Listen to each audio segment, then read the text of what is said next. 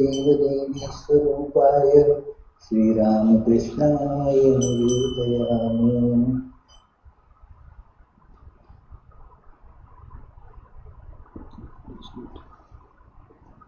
Looks good. Yeah. Looks good. Yeah, thanks.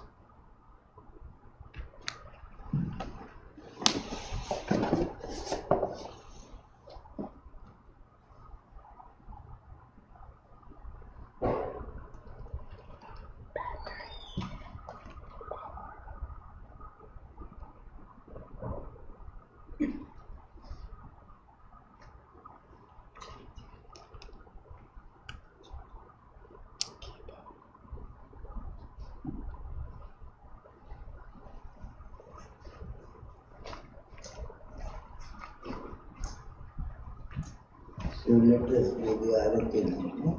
Yeah.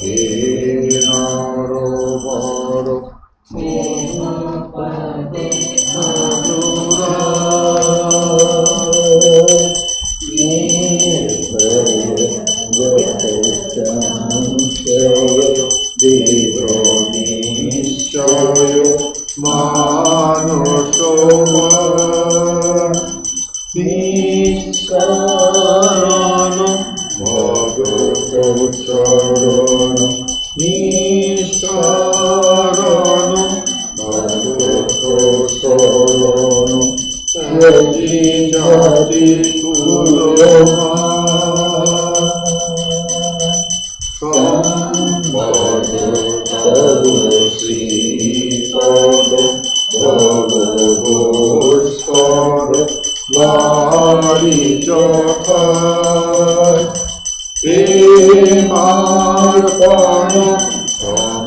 সমদর্শন প্রেমার্পণ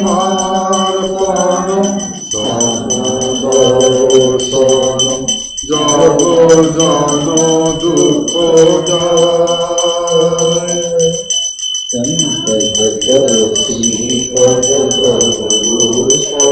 বাড়ি যথায় প্রেমার্পণ সমদর্শন প্রেমার্পণ সমদর্শন jug জন দুঃখ যায় নমো নমো প্রভু জগন্নাথি নমো নমো প্রভু জগন্নাথি নমো প্রভু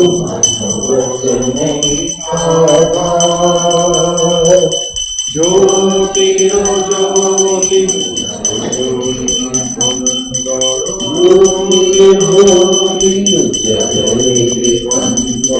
তুমি জনভঞ্জন নমো নমো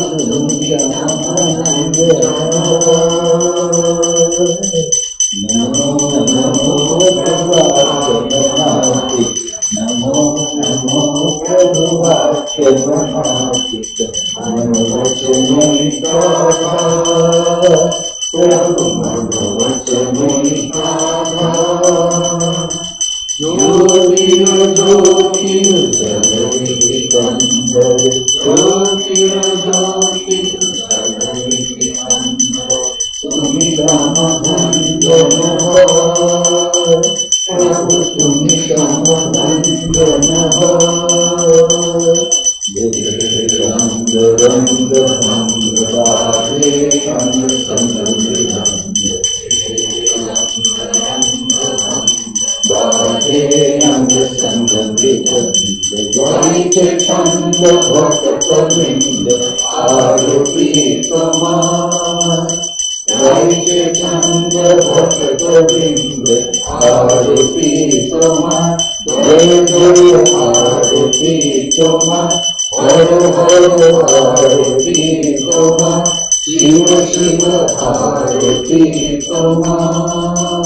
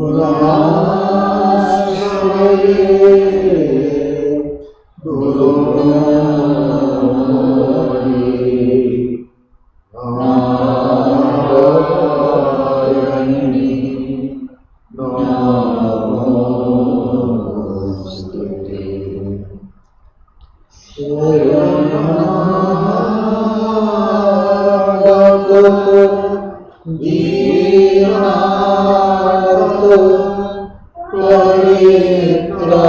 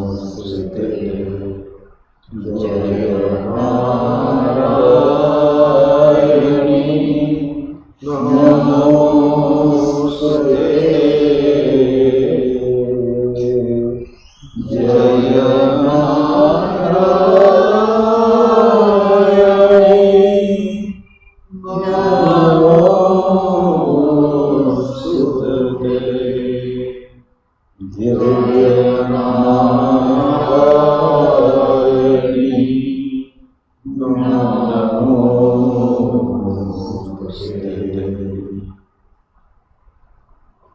Jai Shri Ram Krishna Dev Ki Jai.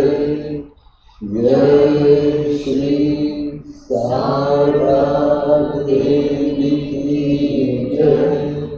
Jai Shri Swami Vivekananda Ki Jai. Jai Bhagavan Shri Krishna Dev Ki Jai.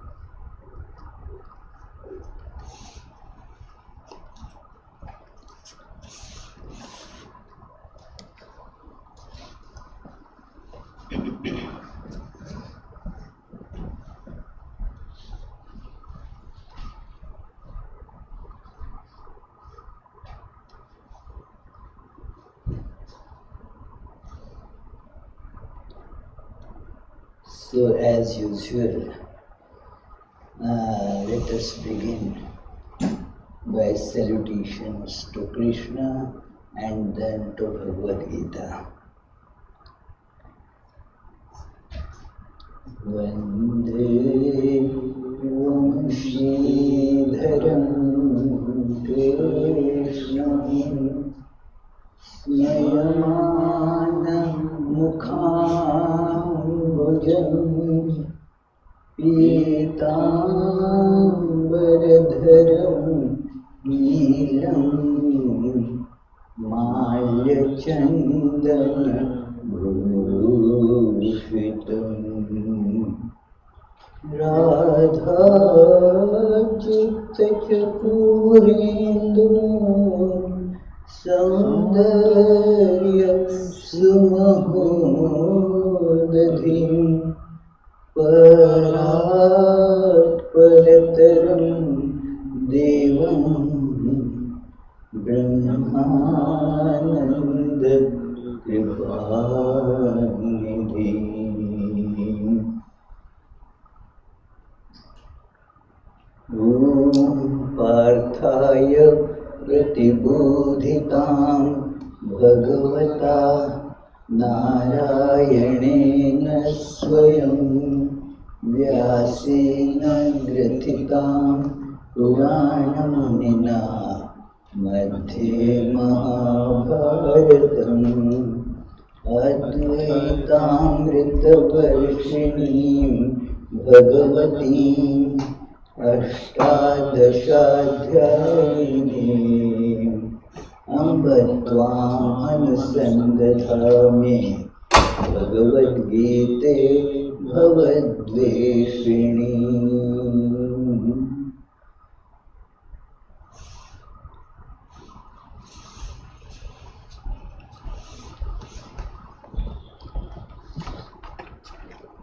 The topic of discussion this morning is an intriguing and interesting topic. The God and man. Krishna the God, Krishna the man. And why are we studying this? Because we have also a human side and a divine side. And of course there is animal side that we don't want to discuss. Although it is there, we know. And unless the animal side is kind of eliminated, we cannot really become human beings and therefore cannot become divine being also. So therefore becoming human is essential for this. And what is becoming human? other than animal. I had quoted this verse many times before, but it's important, that to see that human beings and all other creatures, they are, where lies the difference? So that beautiful verse says that the common features of all animals and all creatures, including human beings, is ahara nidra bhayamaithunam cha samanametat pashubhir narana. Having needing food is common for all creatures, including human beings. Nidra, sleep, also is essential for all creatures. They all sleep for some time. Their sleeping patterns and sleeping times vary, but they all need sleep.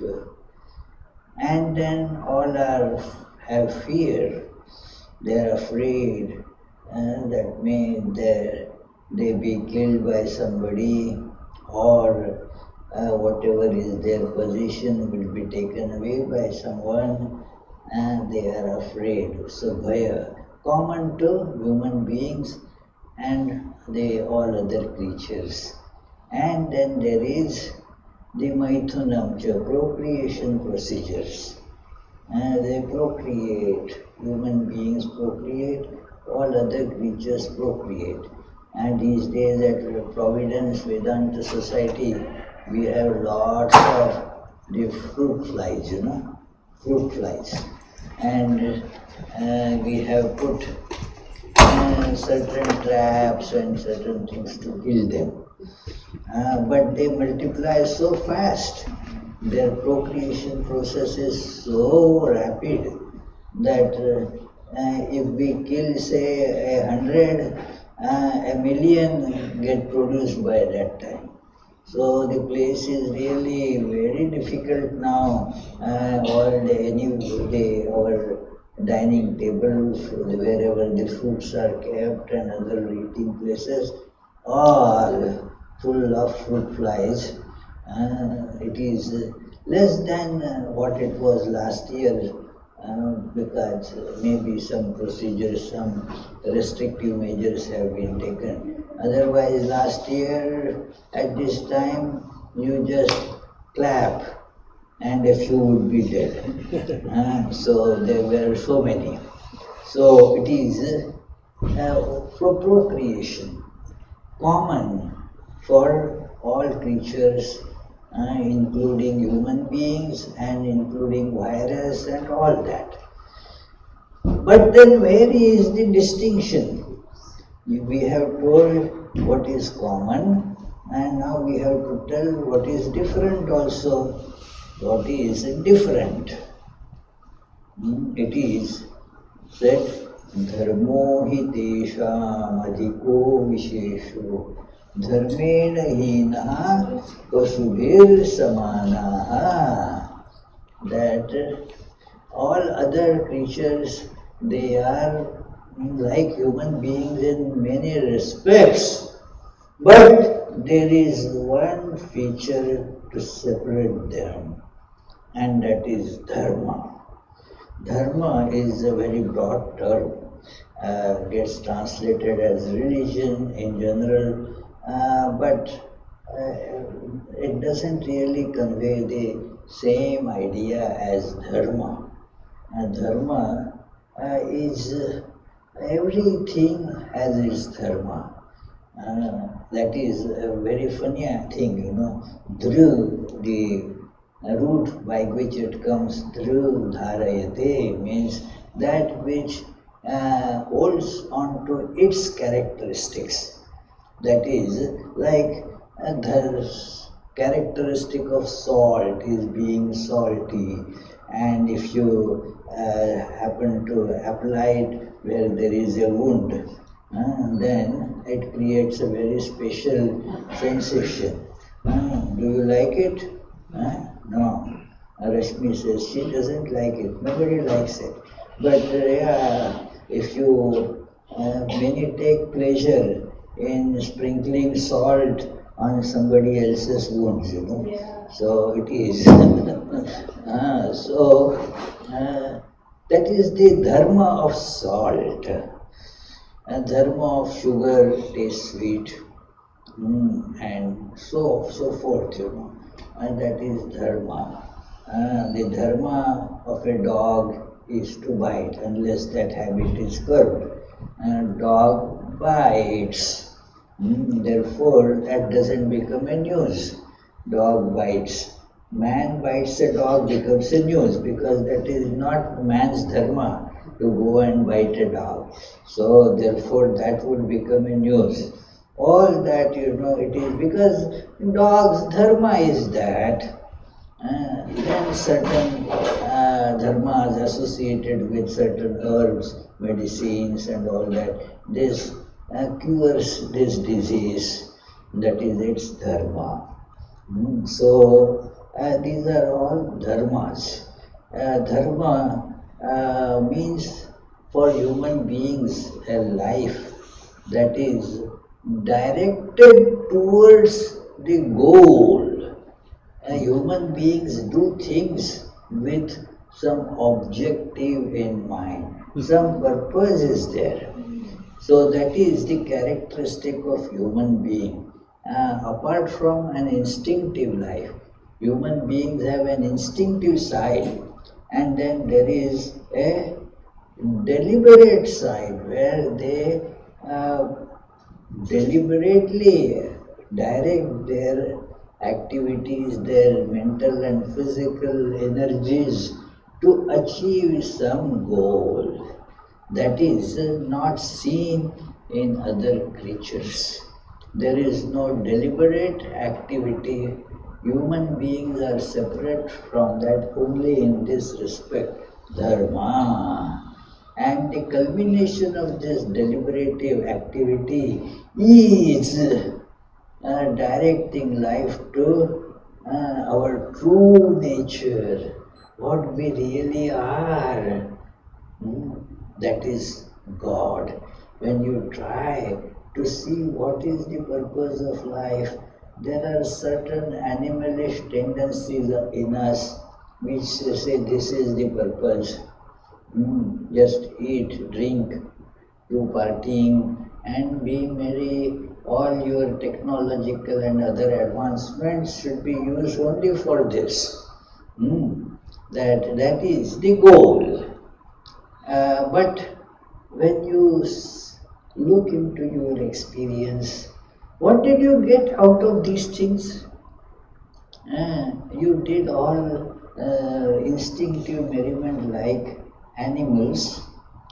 Did you get a sense of full satisfaction out of it?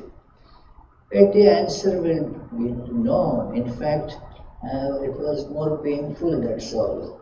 It is pain. So therefore human beings understand that that cannot be the goal of life. And therefore they see what can be the goal of life.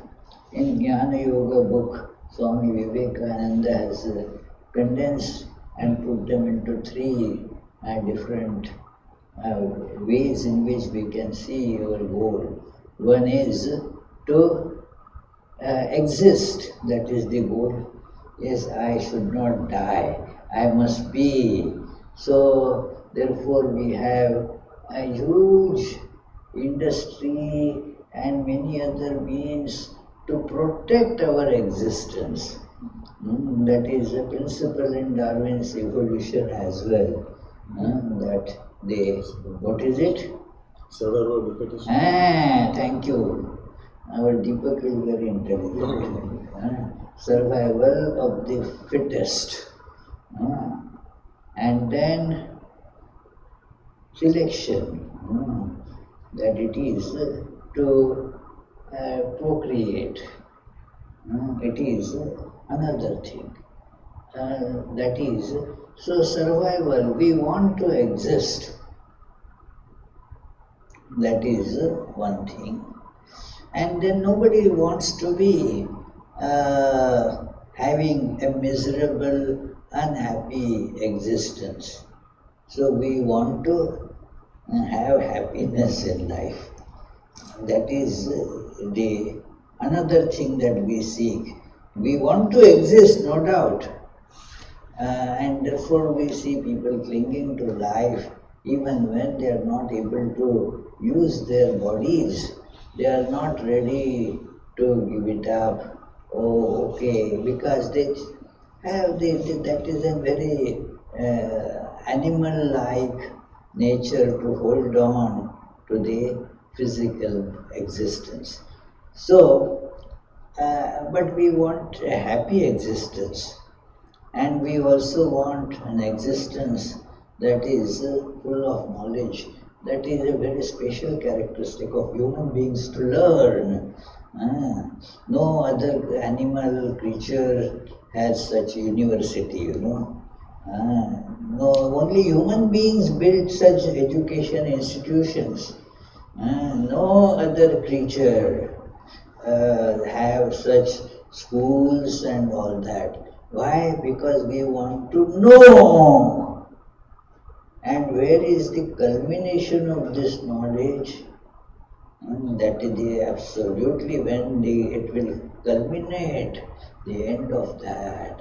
And then the maximum of all these, it is the abstraction, means absolute generalization of this urge to exist, urge to be happy, and urge to know. It is called God, Sat, existence, Ananda, happiness, and Chit, knowledge. Sat, Chit, Ananda, that is God. So that now what can we say? God realization is the goal of human beings. What, Anupam? Do you understand? Yeah. So here I think you and Bunny both will agree, isn't it? That God realization is the what, Bunny? Goal of life. Agree? Yeah. So okay. So there are a few points where they do agree, so this is one of them. God realization is the goal of life. I am just making fun of it. So it is that is God that we want, and we feel that God is in us. And that is a very special of where the religion is more investigative and more reliant on this process of analysis and generalization rather than just believing. It is that religion always points out that God is in you, immanence of God. That becomes the conclusion. It is not a belief, not because just somebody says, no, there is this simple process that such a thing has to be done everywhere. Has to be therefore, since that is everywhere, that is in me also. So, God is in me. That is the goal of life, which indicates these two very important things, that God God realization is the goal, and that is achievable. Why? Because that God is in me. Do you see how simple this is? God realization is, we sometimes say that, oh, it is only for those saints and such people, not for me. Arohi, it is for you also. God realization is possible for you. It is putting the cart, that ahead of horse. So then that is both become useless. It is not that the saints they realize God. When you realize God, then you become. That is the answer. When you realize God, what do you become? Saint. Never put the cart before the horse. That the saints realize God. What Subrata? When you realize God, and it is possible because God is in you. So, when God is in you, it is possible to realize God. And what is to be done for that? Yes, you are human being. And so now direct your energies to that. And the best help, one should not hesitate to take help. Help is there. The best possible help is called God incarnating as a man and showing you how to do it. It is when you see something like that, it is an extraordinary phenomenon, and you can see that all the religions of the world, they are holding on to this. Different names are different, words are used, but the idea is same, that you have the help out there, and God and man. You cannot separate them. There are, for example, in Judaism, you find that, well, whether you see the God, but being transcendental, you cannot apprehend that. But the spiritual streams in Judaism are called Kabbalah, and they say, yes, it is everywhere, it is immanent. That very God, you can see through the lives of many, those who become godlike. In Christians, you have different sects which agree that Jesus was God. Some agree, some disagree with it. No, Jesus was a messenger of God. And now this conflict is very difficult to resolve because when we look at man, then cannot be God. That automatic idea, this thing becomes, conclusion becomes that, God has sent him. So there is the Christian teaching that God loves us so much that God has sent his only Son to redeem us. So that proves God's love, and God has sent his only Son. See how difficult it is to give away one's only child, so dear. And God has given his only child for redemption of humanity. The child therefore dies on the cross so that humanity will get resurrected. It is so. They are specific about making God different from Jesus. But many sects in Christianity, therefore, they don't agree with this version. They say that Jesus is God. In Hinduism or Vedanta, we have discussed that many times, that Vedanta is the proper real name for what is popularly called Hinduism. It is Vedanta is the right name for it. Swami Vivekananda has in multiple lectures has mentioned this. Also, this idea is there in his beautiful essay on Hinduism. So that essay was submitted to Parliament of Religions. So there he mentions that Vedanta or Vedantism is the right name for what gets popularly known as Hinduism.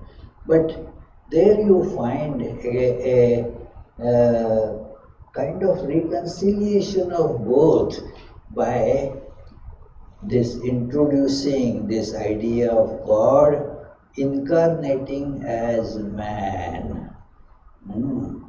In Christianity especially you find it in the Gospel of that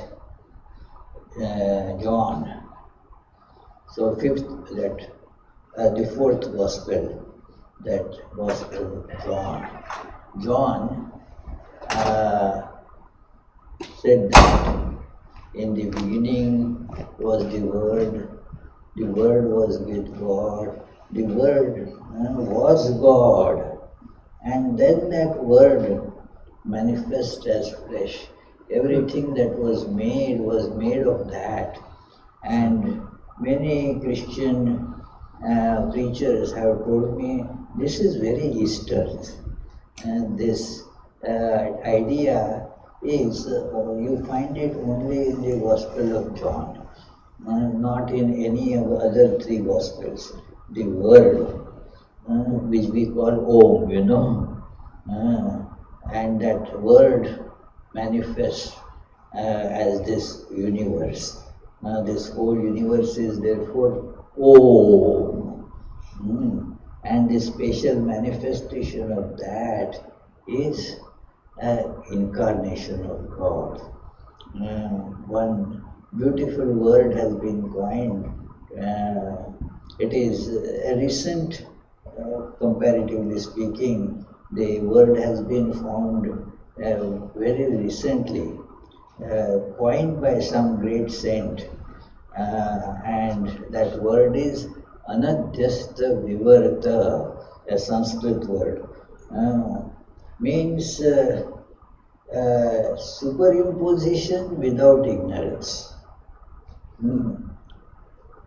There is commonly we are all under that Maya superimposition, but we are not knowing it.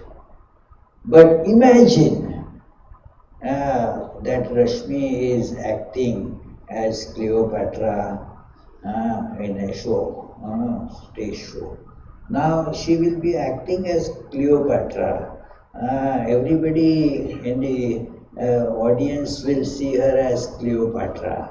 Somebody who knows her, if that she is Rashmi, in the audience and asks from audience, "Hey Rashmi, how are you?" She will not respond to that, because then that will spoil the play. In the play she is not Rashmi, she is Cleopatra. But does she not know that she is Rashmi?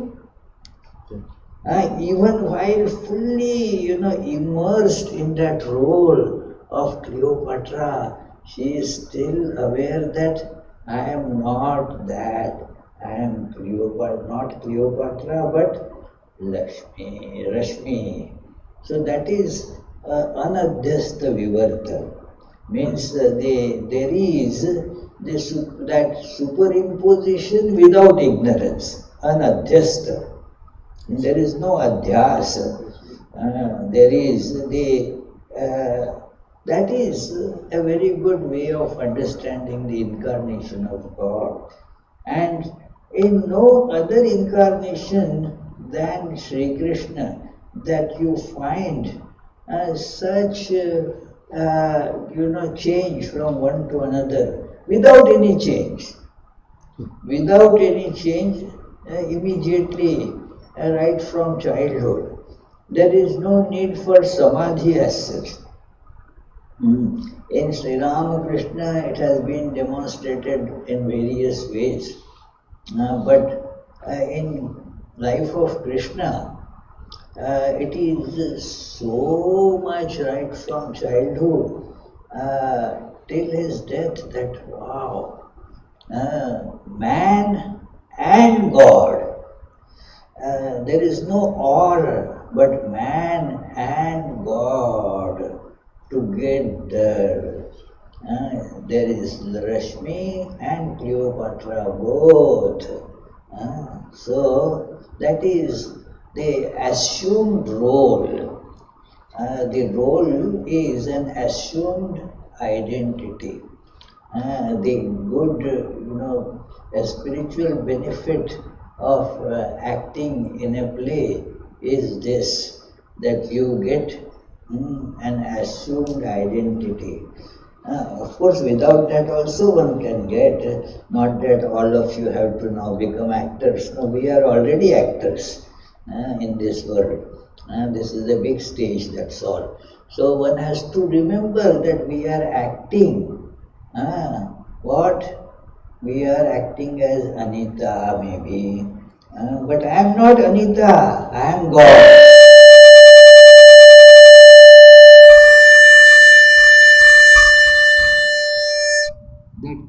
That quickly makes my assertion right, a certification.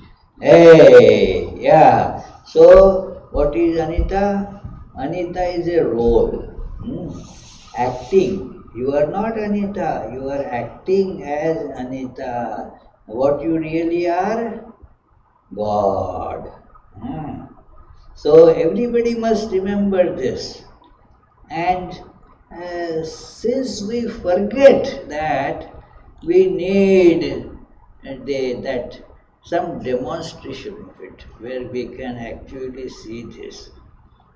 Krishna, see, a little child, just born, infant, and is to be now taken for the protection of the child, has to be taken out of the prison. Imagine this, that scenario.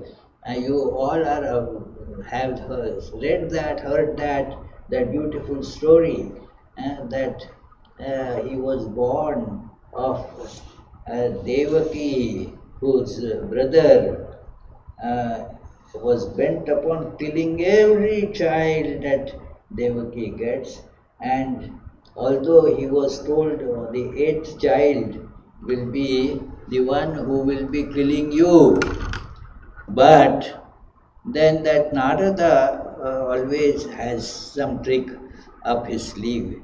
Said, but eighth means from where to count, eighth? From this end or the other end? Who knows? Yeah. Yeah, in my class I used to be always first if you count from the other end, It is, we had 44 students in our class. And in the 45, my number used to be 44th. So I used to pass, but then the rank was 44th. So sometimes it would slip down to 43rd or 42nd, like that. So it is, don't laugh, that is. You cannot be one all the time. Yeah, cannot be. But I was close to first number from the other end, So, therefore, Narada said to this Kamsa, Devaki's brother, eighth all right, but from which side to count? And so Kamsa decided to kill all his children. I don't want to take chances, like that lady taking her husband's body to funeral home, and when asked, well, do you want, we have both, cremation as well as burial. She said, do both, I don't want to take chances. So, yeah, so Krishna didn't want to take that, Kamsa didn't want to take chances, so decided to kill every child. So when Krishna was born, a trick was played to protect him. Look at this, the protector of the whole world now acts as a little baby, little infant. Who needs protection? Protection from that Kamsa, the one who is actually the protector of the whole universe. and then it was raining, very, very heavy rain, and the river Yamuna was flooded, impossible to cross. This Vasudeva puts that little infant in a basket, holds on his head, and goes. Now, how to go? It is the river is in rage, as it were, flooded, and the stream was so fast. What to do? And then you see first glimpse of a God, means one who can control everything.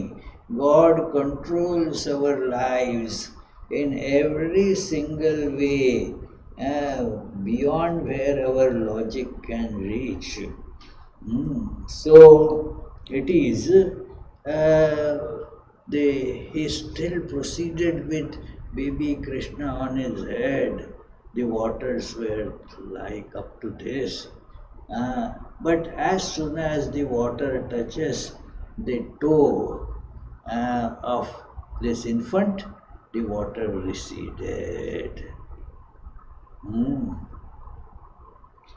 That is God's act. It is beyond our imagination, beyond our logic. Our logic has a limit, It is, and human beings, therefore, their actions are only in that very small sphere in which logic works. The very big sphere where the logic does not work. And we suffer by thinking that everything can be solved by logic. No, only a few things. So it is like that God appeared, as it were. And you have this similar story in Exodus when crossing through that flood. In the Bible, that story is there, both Christian Bible and Jewish Bible, that as they were trying to cross, it gave way, as it were, and they could cross. So it is all those these Jewish people fleeing from the that tortures inflicted by Egyptians. They were running away from that and could run away because the flood, as it were, miraculously receded. So then, as you see, Krishna started growing. Another little girl was born to his friend. That girl was brought instead of Krishna, and Kamsa took, and then that infant girl was smashed on the wall. That was his way of killing the infants. And that, but before he could smash, the girl kind of slipped from his hands and went to the skies and telling Kamsa, hey, your enemy is on the other side of Yamuna, growing in that little Gokul. So now Kamsa wants to kill that baby by whatever means, so starts finding out. Now lot of things start happening. That where you see Krishna, a little child, playing, very naughty little child. And as they say, that the difficult twos, when the child becomes 2 years old, becomes very naughty, cannot be controlled. I don't remember how naughty I was when I was two, but I have heard the stories anyway. So it is, but only thing is the other children stopped being naughty after that. I continued and grew naughtier and naughtier anyway. So it is, they, Krishna was very mischievous, naughty, wanted always to play some practical jokes, like a child. So apparently a child, and children, they have that, it is a biological urge to eat the mud, soil, whatever, it is because something helps them. It seems calcium that you get from that something, and so that is a natural urge to eat that. So, like all children, Krishna also had that, and the parents always are after the children. Hey, you cannot do that. Don't eat it. They tie their hands and whatever. So it is. So there is a very famous incident that Krishna is being scolded by his mother. So many times I have told you, it is even I have tried, again you are at it. You again seem to, because the mud was sticking and outside, she, no, no, mom, I didn't. Open your mouth. And Krishna opens the mouth, and Devaki couldn't believe what she saw. Oh, that is a baby, a child, and God opened the mouth, and she saw the whole universe there. You can imagine the tremendous shock she must have received, that seeing in the mouth of this baby. What she expected was to find some mud sticking around there, but sees the whole universe, all the stars, suns, moon, everything. The whole universe was seen in what she thought to be a very tiny mouth. Now, what can you say? She was so awestruck.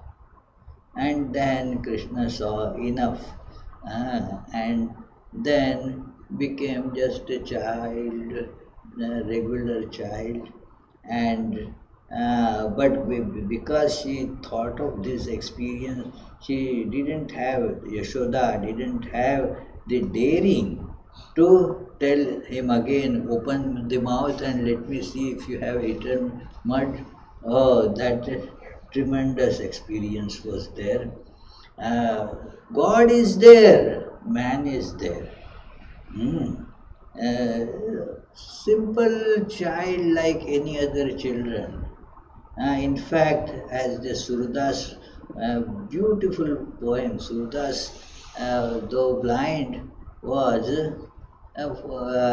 full of these beautiful songs about Krishna's stories from childhood. One song says that it is, although Krishna was being subject of harassment by other children. Harassment means just going after, ragging.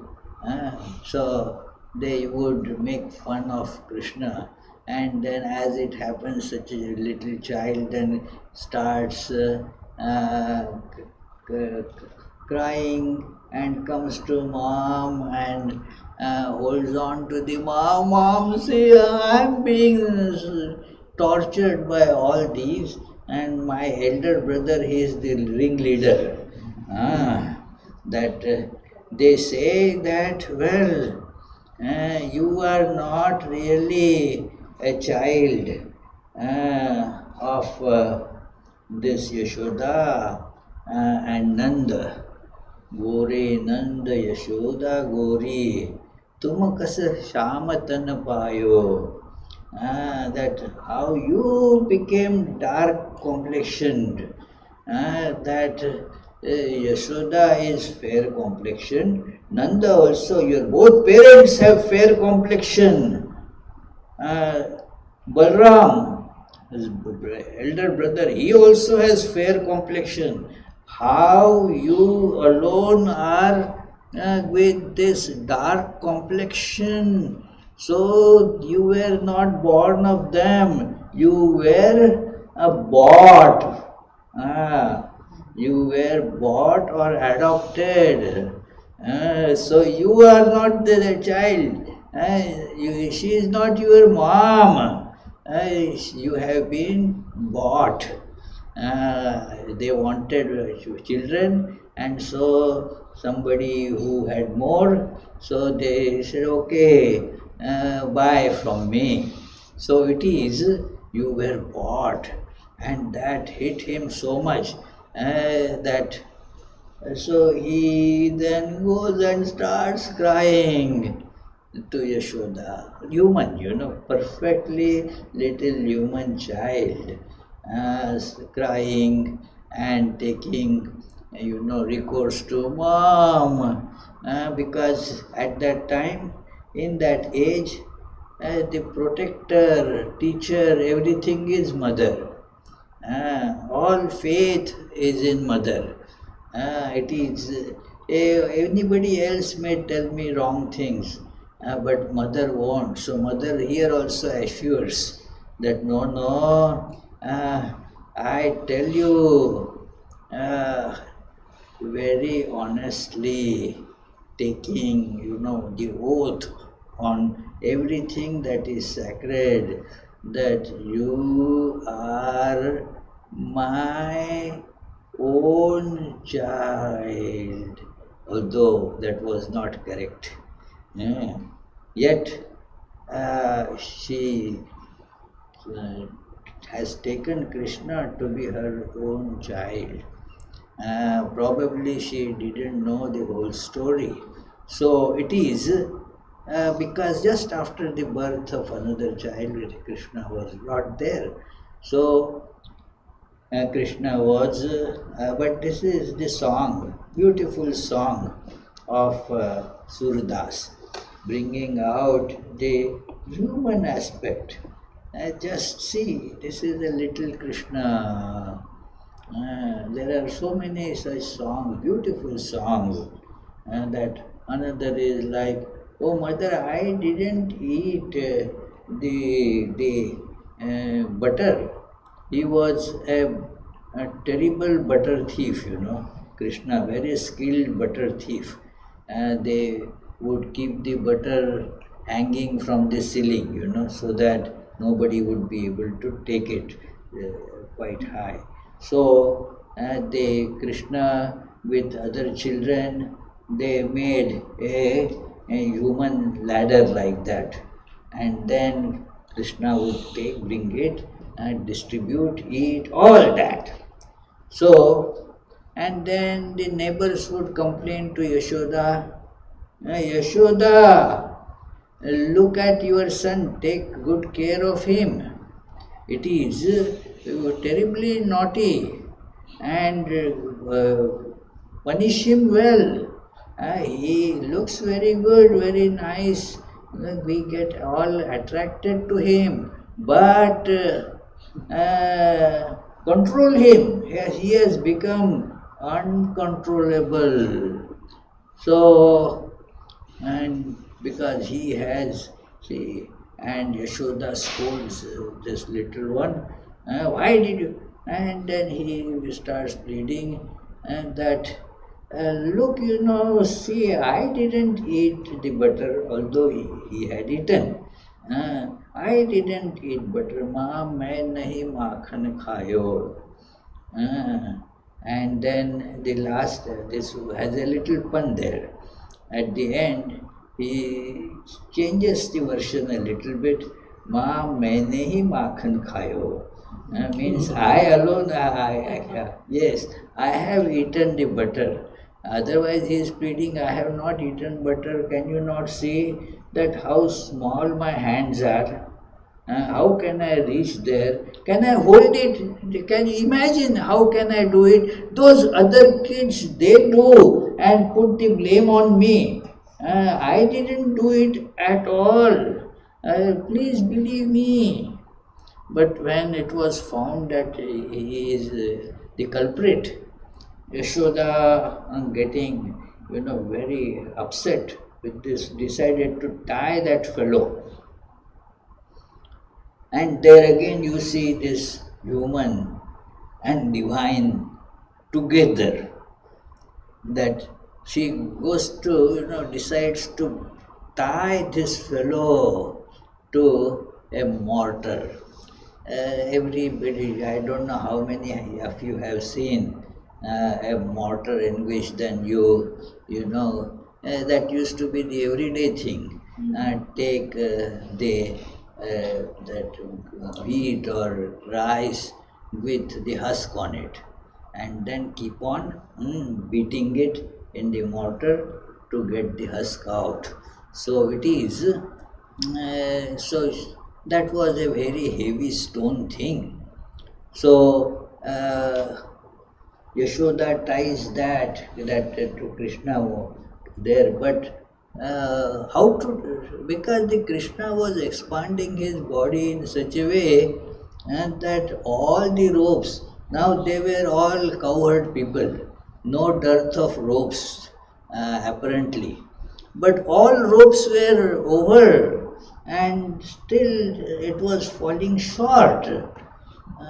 Then Krishna, Yashoda became so perturbed. What to do now? Krishna immediately reduces his body to the normal child size. And Yashoda then could just die, and then she had lot of chores to do, so tied Krishna and then left to do her chores. Now, here is another divine part that Krishna tied to that heavy mortar, which commonly even grown-up people will not be able to lift alone, would require two people to lift it. So heavy. And this 3-year, 2-year-old, whatever child is tied there. But Krishna had something to perform there. A play has to be enacted. So he pulled it and started crawling along with that whole big mortar on his coming after him, as it were, as he was crawling. You have to imagine the picture that this little baby with a heavy big mortar crawling on all four like that. And there were two big trees there in the courtyard near there. The fellow crawled there, went between the small gap between the trees. But the mortar was too big to go through that little gap. Krishna's body, small body, little child, you see, went through that little gap, but the mortar was stuck there. And as one does normally, something is stuck, you put a little more pressure, a little force to get it. And Krishna did like that. What did you do normally would be expected? that the mortar would not be able to come out through that. But the two trees just got uprooted. Big trees got uprooted, and two these divine heavenly beings came out of that liberated. And they were given a curse by insulting some sage that you will now be, you cannot be living in this heavenly body again till Lord Krishna liberates you. You will be uh, living the like immovable trees. Will not be allowed to move. You will be these two trees there. And then when the God will incarnate as Krishna, and his touch will liberate you.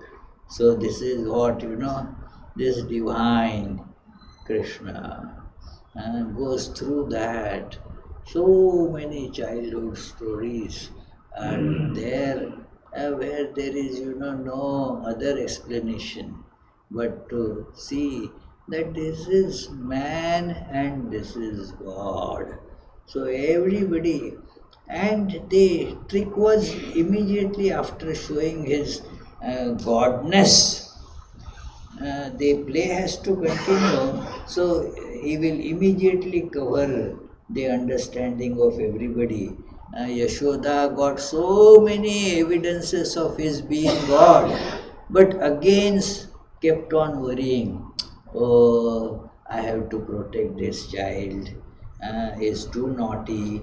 I have to teach the fellow to be, to behave properly, like all mothers would do, And so she took it upon herself. She could not think of him as God. I will have to feed the child with what that fellow likes to keep him happy. All that Yashoda was doing. And because those divine glimpses, they got covered. Mm. So, no, it is child. That was some aberration, that's all. It is. So, God is there, but that godness gets covered, and you get to see as man.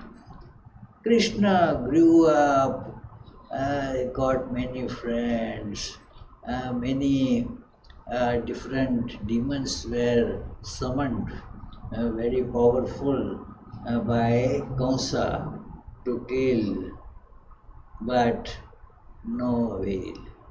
Then there is that great uh, fact of Rasa Leela. One cannot really uh, mm,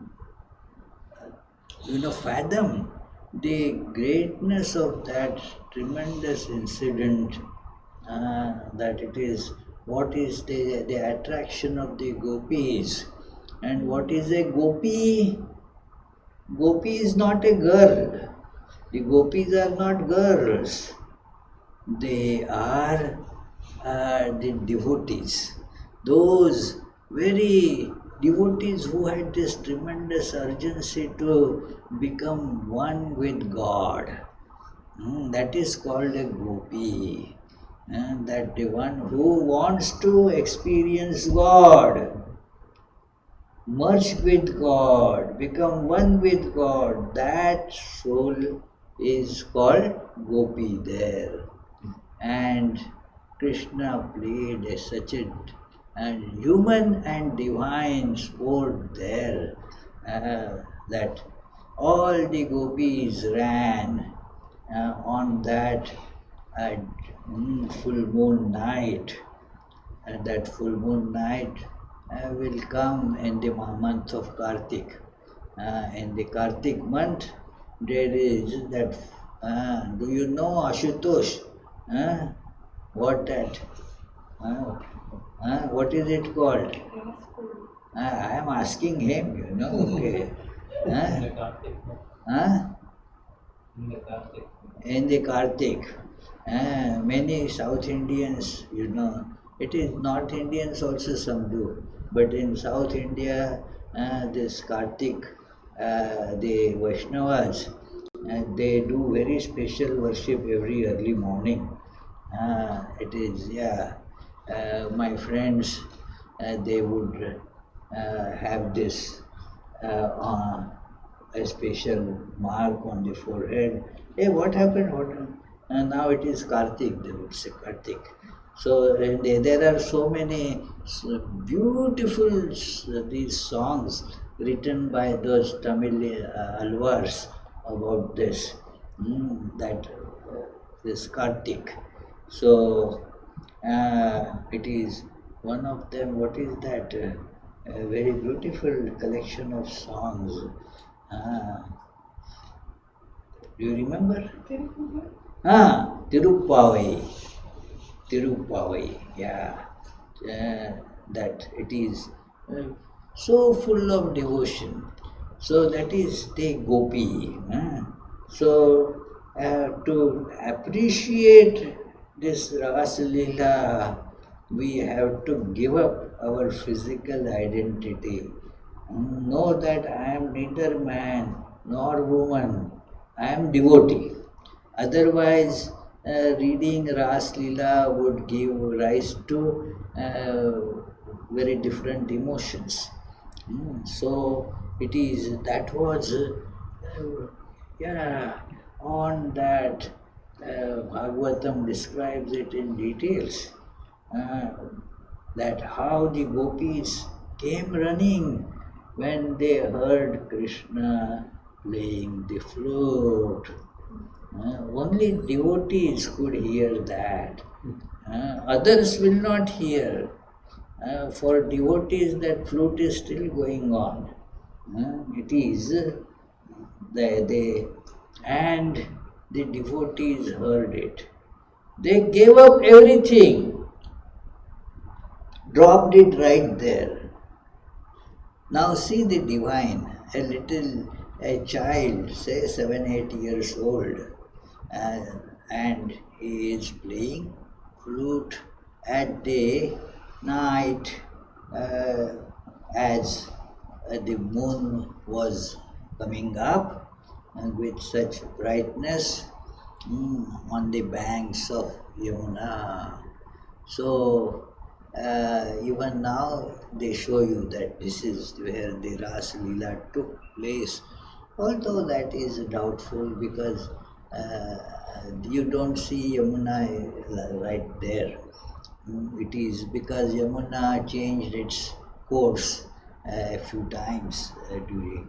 So, but anyway, and this is the gopis ran from their homes. Uh, Everything else was forgotten for the love of God, the real love. All other loves are a kind of adjustment. There is not real love at all. Some it is convenience. They say that it is marriage of convenience. All marriages are marriages of convenience. It is convenient to this and that. Okay, so then you come together and marry. It is automatically the convenience is seen. That it is, love becomes the name of convenience.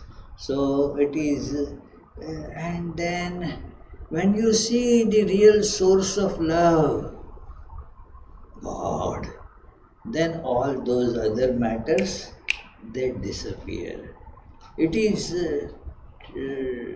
remember, I have told that in this class previously, that what the gopis gave up, some of them were serving food to the so many people in the household.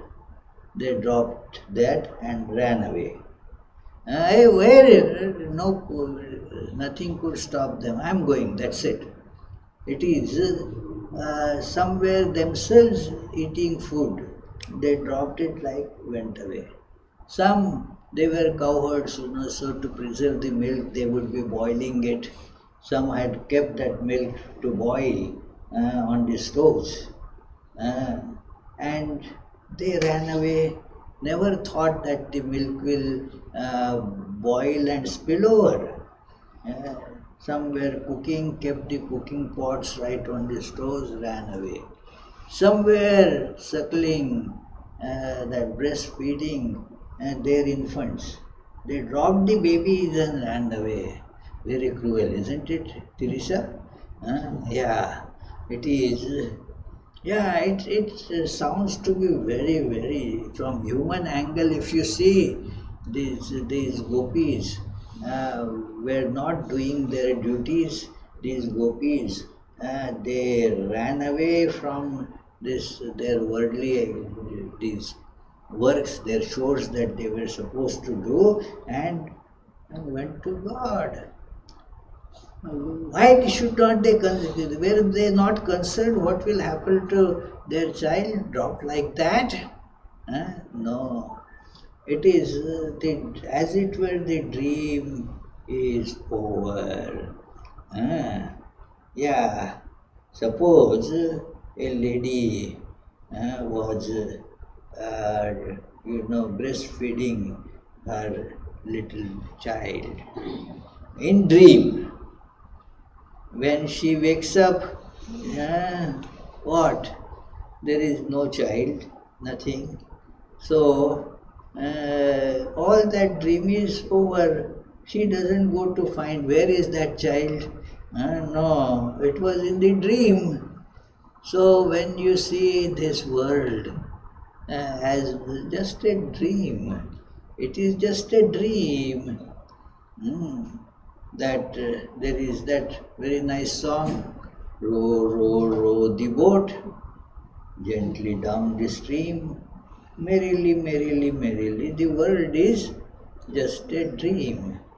The world is dream. It is a show, comes and goes. God is real, and that Krishna was shown there in his godhood, human as well as divine. What a great message is there. It is. And then another message, Sri Krishna was so fond of all his friends and the neighbors. Everybody loved Krishna so dearly. The love of these cowherd women, gopis, was extraordinary. And when Krishna saw that he has to go to Mathura, he was just 8 years old as per the chronology in Vishnu Purana and Bhagavatam. So, 8-year-old boy with his elder brother Balram, they go to Mathura. Now, because now their mission was to eliminate Kamsa. They all that evil was to be eliminated, and that was symbolized in Kamsa. So Kamsa, they decided to go now to Mathura at the invitation of Kamsa, because Kamsa thought that now let me bring them here and then I will kill them. So he sent an invitation, and they accepted, both the Krishna and Balram accepted that invitation, and both started to Mathura. There is everybody came there. Akrura was the messenger of Kamsa, who was greatly devoted to Krishna.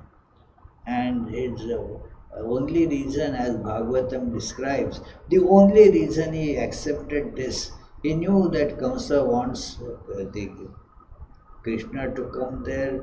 The idea is very evil, wants to kill this Krishna, but still he wanted the holy company of Krishna.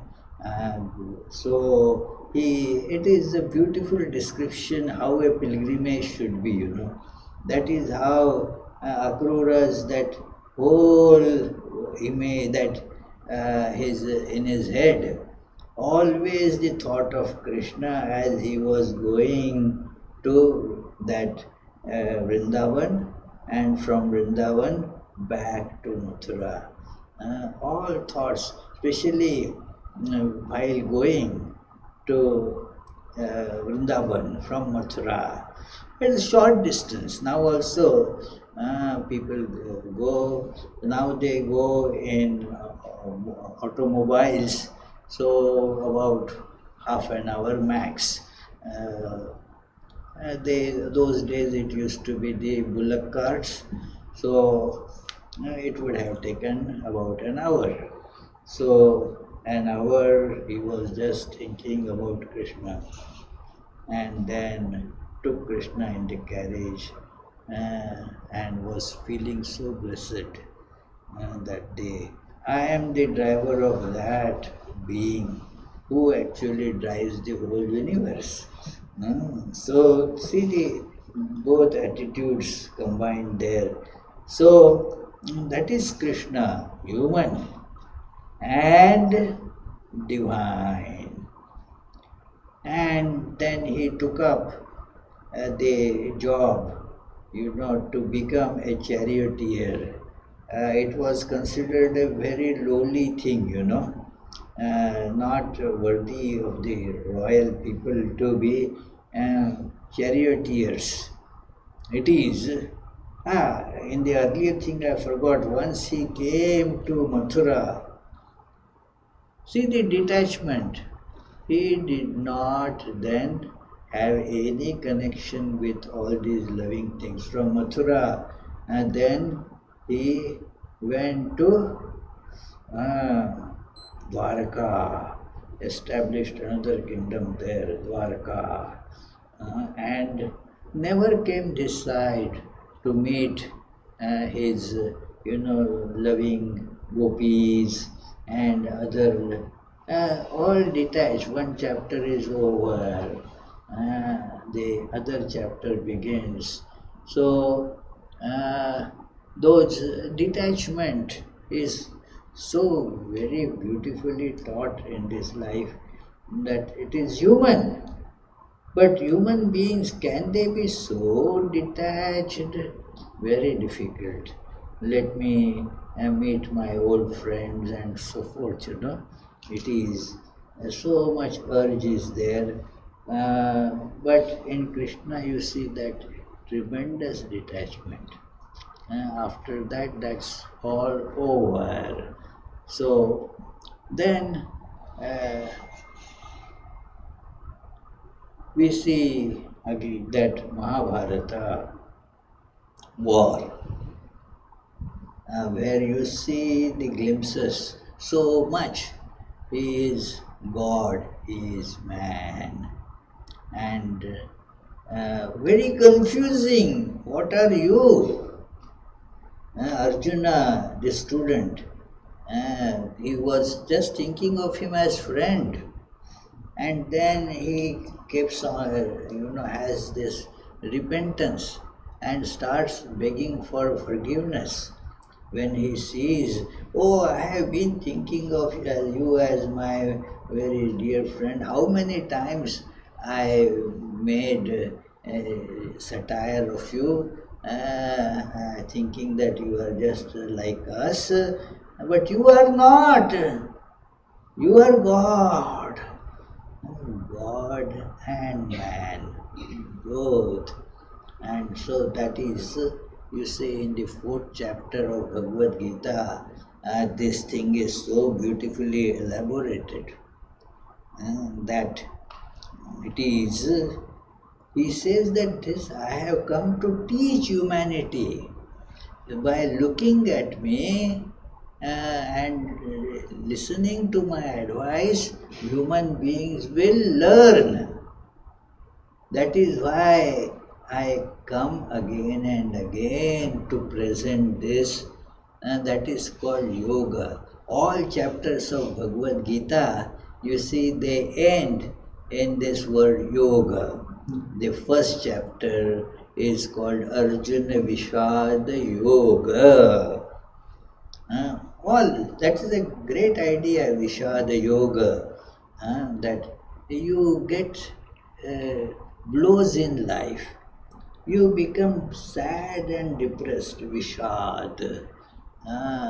That so use that Vishad to become connected with God. World has dealt blows. Now, the psychologists won't tell you that. Connect to God. And they will tell you, oh, go for a vacation to Hawaii or some such stuff, and that will take away your depression. Yeah, nowadays they tell smoke marijuana and the funny things, So to get rid of this depression. But Bhagavad Gita says yoga, get connected to God. That is the only way to get over depression. People do some other things, but that will not remove depression. This is the yoga with Lord. So that is how the first chapter is. Arjuna Vishada Yoga. Arjuna's mind has become so confused. The word Vishada contains so many connotations. It is full of kind of grief, full of that this state of indecision, what to do, that state, and there, who is going to take us out of this? He prays now. Remember, human is his friend, and what he is now seeing is his teacher, God. So he says, look, I am your disciple.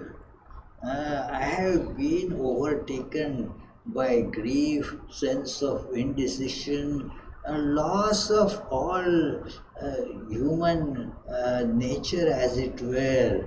And so, pruchhami tvam dharma sammudha chetaha. Again, very, very strong words that Arjuna uses, very difficult again to translate into English fully. Dharma sammudha chetaha. That cheta means my whole mind has become so confused. I do not understand anything. And when one gets such a blow, such situation does happen. Now, so he says, but take me out of it, oh Krishna, take me out of it. I am your disciple. Even now that Krishna is there, maybe you can see in the form of Sri Ramakrishna that is there to lift us out of this terrible mire of confusion, grief, indecision and so forth. That is the Vishada Yoga. And he addresses Krishna there as, you are my teacher, teach me, Shishyasteham. And as a disciple, not like in the school you go and take admission, pay the fees, and you think that now I will get knowledge. That knowledge is different, which you feel yourself to be, you look upon your professors as servants, you pay the fees and they teach you, yeah, like you pay somebody to do certain job. So you have paid in the university, they are doing their work of teaching. You are not indebted to them. But in this, it is different. Shadhimam tvam prapannam. One who has surrendered to you. Surrendered to you. That is how the discipleship is. One should surrender to the Guru. Guru does not want anything from you. Guru doesn't want your money. How much money are you going to pay for these teachings? Nothing. One very nice Sufi story is there that it is the kingdom was there and the king was devoted to his Guru. So the Guru's slippers, they somehow were lost on this riverbed, and somebody took them out, and then they were, after all, Guru's slipper was, he was a monastic, it was all kind of, very tall and not even worth putting on. So one beggar has it. Somehow the king came to know that these slippers were for my Guru.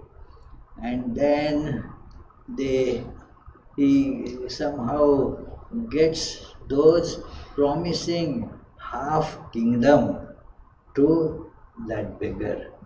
Give me those slippers, I will give you half of my kingdom. And then the Guru comes there. The king says that, look, these were your slippers I got for, I gave half my kingdom for that. Do you realize? The Guru says, you got a very good deal, very cheap, in half kingdom, because these are invaluable things. The knowledge that one gets from Guru is invaluable.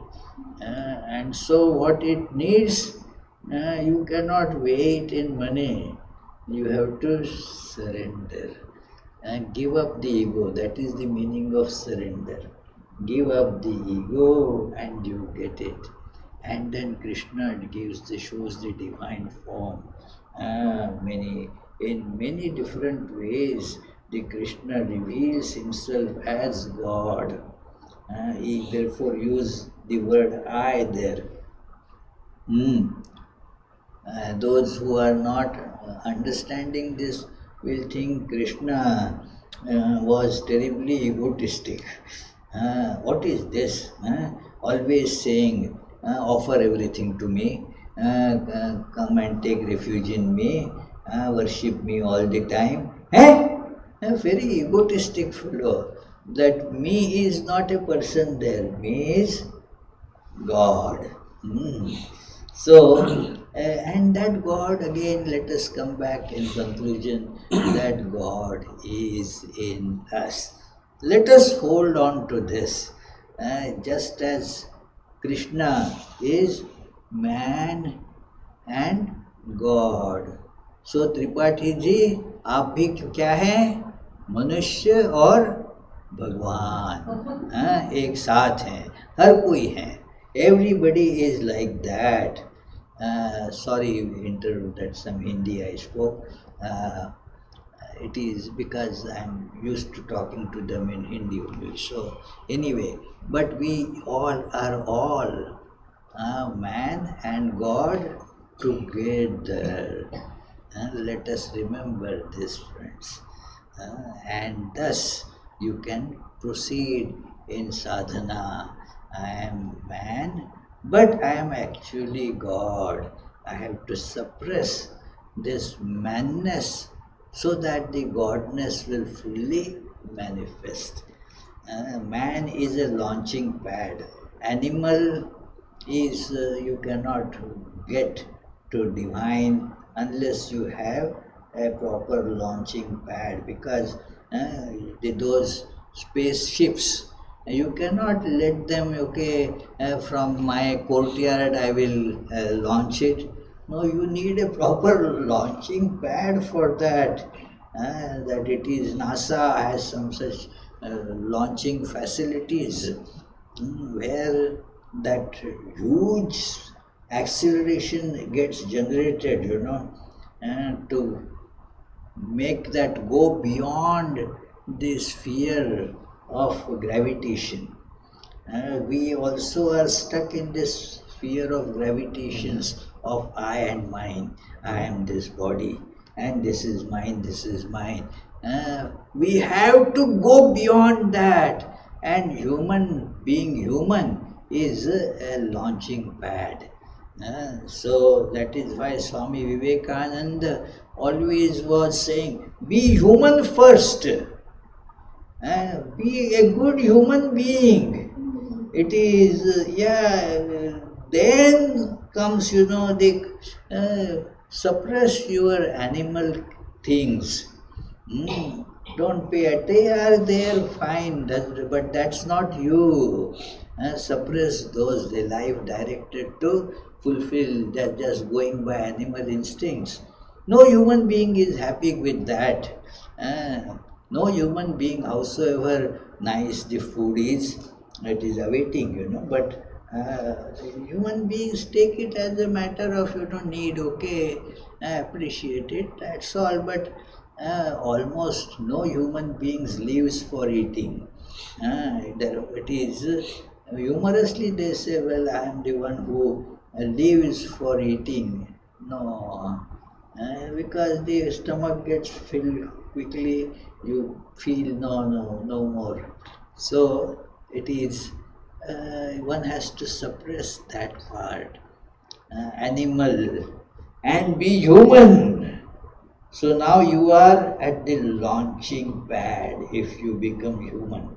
And now you can cross this gravitation of earth. Huge speed is to be generated. At what speed, Rashmi, you drive your car? What speed I'm required to? How much? 50, 60, 60, 65. 65, maybe 70, maybe 80, maybe 90 miles an hour.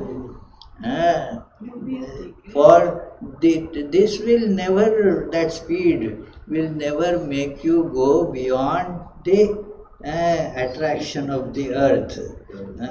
It will never be able to fly. What speed is required, Raji? Escape velocity. Yes. What is that escape velocity? 11 kilometers per second. 14,000 something. I think it's 11 kilometers per second.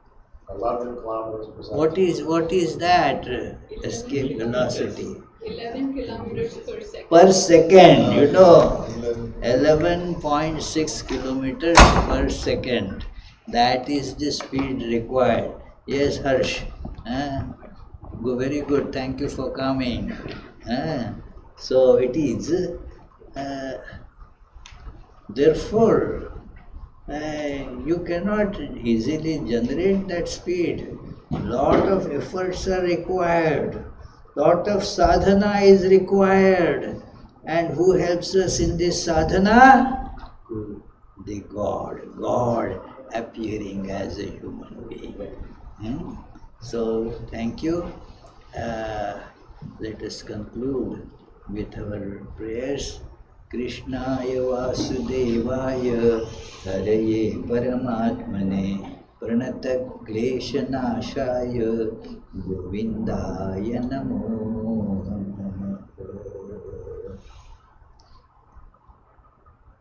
the next meeting,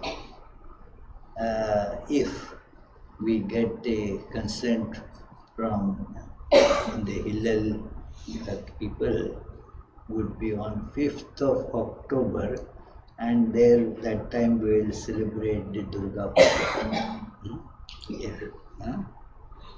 Okay. So any questions? Maharaj, I got to refer to a term, phrase that you used. You said superimposition with knowledge, right? Okay. That is a very special term, and it is not found in any of our old scriptures. You know, it is. So my question is, I'm talking about Thakur now. Yeah. The fact is, when he was a child, was he aware that he was the God? And when did the realization come in? It is very difficult to say. He was aware of his being divine. At what point it came, Sardananji has written a lot about it. This conscious awareness that I am God, it came a little later. Yeah, but he is doubtful there. He says, but previously was he not aware of his being God? Cannot be definitely said. It is. In fact, Sardananda very nicely, in a confessional tone, says that it is so difficult to understand the life of God incarnation, and far more difficult to even explain it to others, because this combination, which is in every one of us, we are humans and we are divine, both. So that is how the God demonstrates that here is a human being but God, like Krishna, Rama, Krishna, all these. See, Sri Ramakrishna's life is like that. Yes, you are a very intelligent girl, In the Krishna incarnation, the divine manifests in very supernatural ways, right? Like everything that you've described is supernatural. But in the Ramakrishna incarnation, there's some of that, but it's not really emphasized at all in our tradition. In fact, we're kind of stirred away from the supernatural. Very correct. And Swami Sardananda has given reasons for that. It is the supernatural starts getting more and more stressed as the mythological part becomes more and more prominent. That is why what happens then, people start disbelieving it to the extent that Krishna really never lived. Because such a person, it is not possible. This is all just to, they are not even called therefore biographies, they are called hagiographies. So it is such a Krishna, so people cannot accept. It is because so much of all these supernatural things. Secondly, what happens, the stress of supernatural makes the difference between this Krishna and us so glaring, we feel that no, that is different.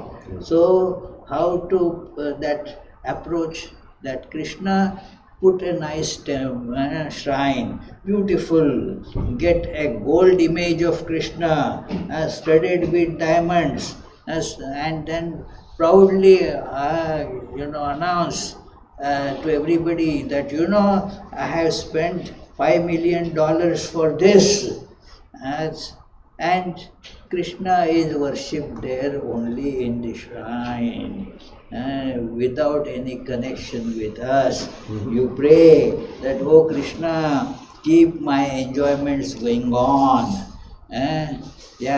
Keep on bringing me all the enjoyable things and protect me from all the calamities, and so forth. So the God and man, they become very separated because of this stress on supernatural things. And therefore Sri Ramakrishna, he did not show it much, and even whatever he showed is not at all stressed in our order, so that we will be able to follow God. And God becomes man so that we will discover our divinity, so that man becomes God. And that is why God becomes man. And never think that it is, but as people move from it, that is the fourth chapter that I was going to quote from, that again and again, why the God has to incarnate every time. He says that because whatever yoga, he says, I had told to previously, imam vivasvati yogam proktavan aham avyayam vivasvan manave prahu manurikshva kavi abravit.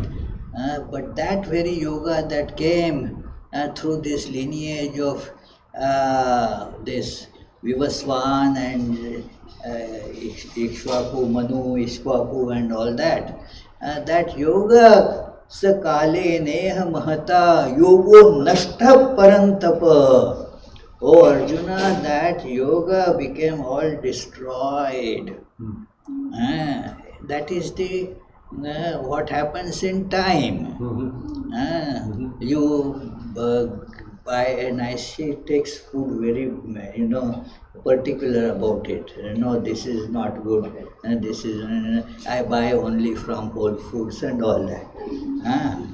So even if you get very nice food, keep it out, suppose bread, and what will happen to it in 1 month? Will you go and this is, no, you won't. That gets spoiled. That is how in time it is. Shankaracharya's commentary there says that Kale Nehamata means Manushyanam Kamodbhavat, that human beings are expert in distorting the teachings. So the teacher again incarnates. That is why Sri Krishna says, therefore I am here because you are my friend and devotee. Bhakto sime sakha cheti rahasyam hi etad uttamam. I am telling you all these secrets because you are my friend and devotee. And that very Krishna then comes in the form, various forms like Buddha, Jesus, Ramakrishna, Chaitanya Mahaprabhu before that, and so forth, Shankaracharya. All these, you will find a combination, man and God. So looking at that, they demonstrate.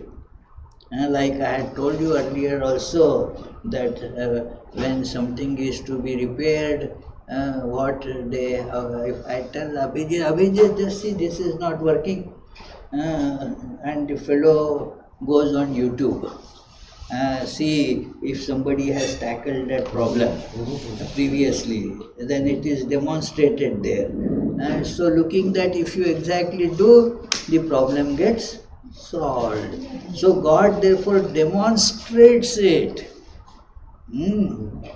So it is a big task, because on one side that human aspect is to be connected, otherwise Yona will think it is impossible for me.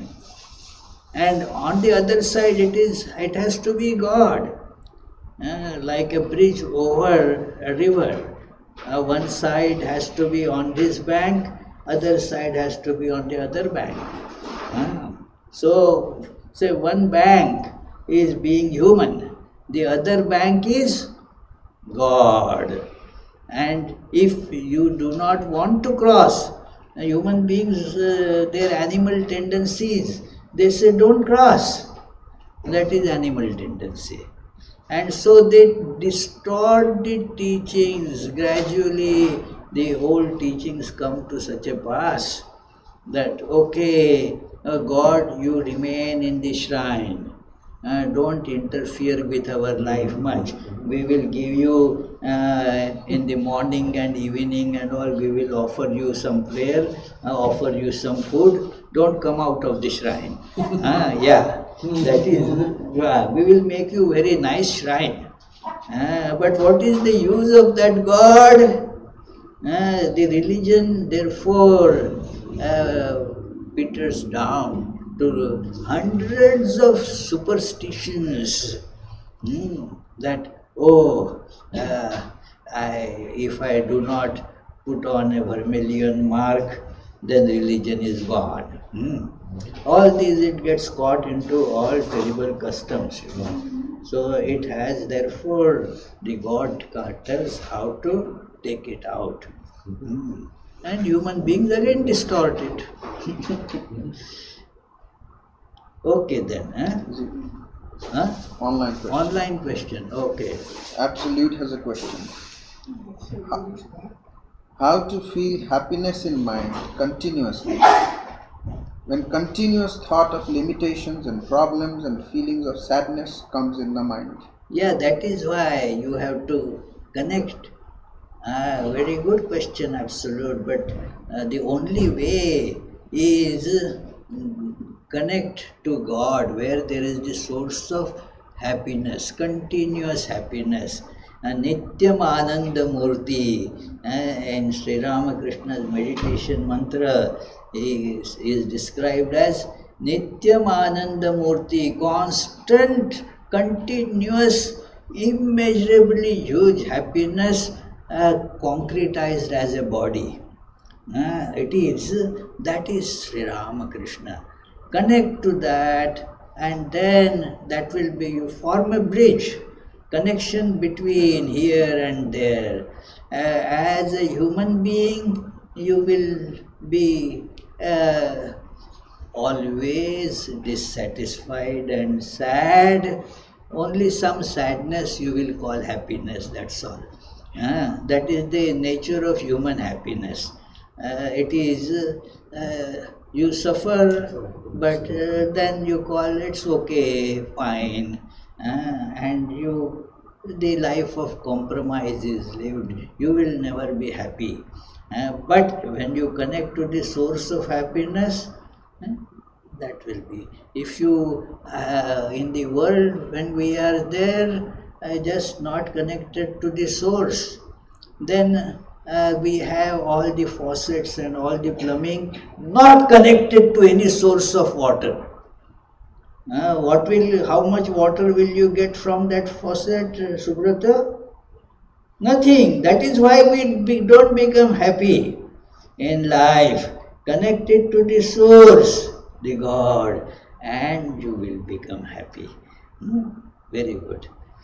So let us say grace and go to have prasad. Om Brahmarpanam Brahmahavir Brahmagnam Brahmanahutam Brahmaiva Tena Gantavyam Brahma Karma Samadhina. Hari Om Tat Sat. Om Shanti Shanti Shanti. O Lord, please accept our offering.